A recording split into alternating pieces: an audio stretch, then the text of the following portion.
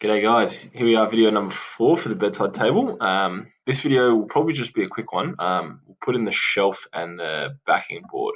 And if it goes really quick, we might even throw the plinth in as well, because that probably won't take us too long. Okay, so the shelf. The shelf for the moment is just going to be, we'll put it in, but we'll just have it as sort of like a placeholder. We'll just put it in and have it in a random position somewhere close-ish to the top, like here, because we won't actually be able to, figure out exactly where we want it until we put the drawers in.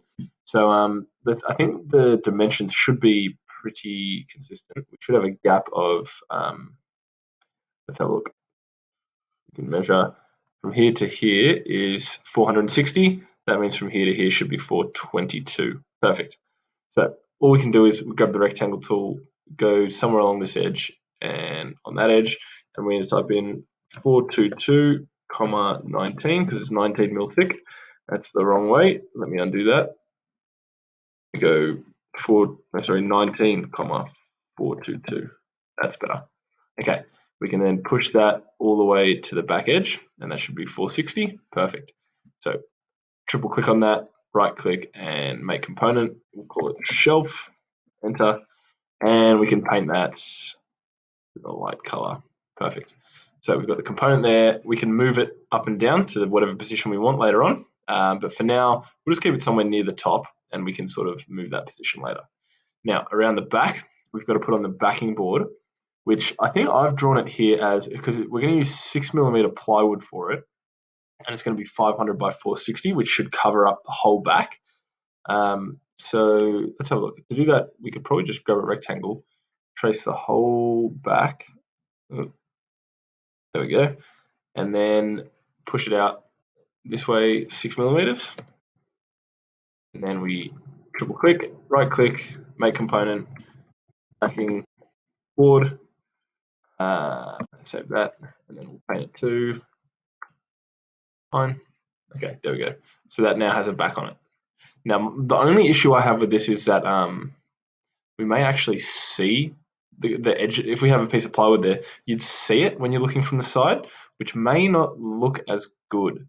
So I'm thinking it may be a good idea to maybe we could change it to set it in, so you don't actually see any of the end grain on the plywood or any of those layers of ply. Let's have a look. Let's move it out of the way for now. We'll move it 1,000mm away this way. Just get it out of the way so we can have a look at the back. To do that, I reckon what we'd have to do is, first of all, we'd have to make this unique, which we have to go into it again. Maybe leave one. Can we make it unique? I just don't want it to happen on the other side as well. Okay, maybe not. We want to go into this piece, and all we'll do is we'll put in a little 6mm rebate, which may be tricky at the moment. Oh no, it actually should be fine. What we can do is we can just measure from this top corner in this way 10mm, draw a line straight down,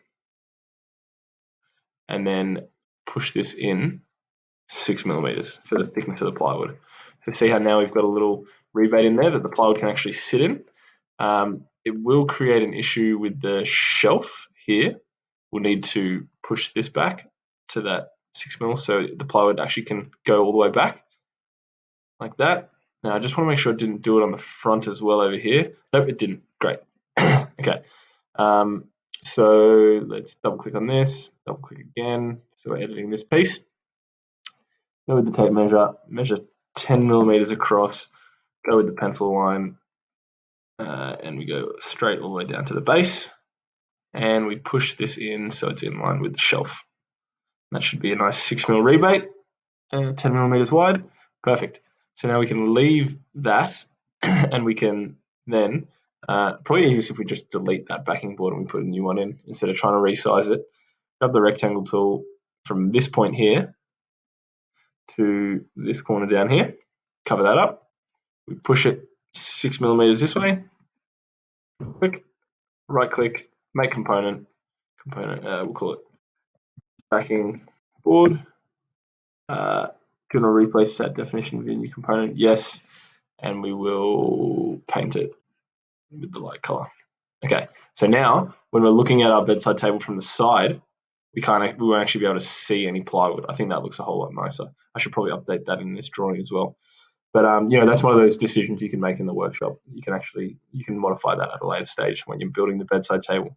Okay, so I reckon that's a good solution for that. So that's the backing board and the shelf. Let's leave it at that for this video. We'll keep that one short, and in the next video we'll go over the plinth. Okay, good work, guys. See you in the next video.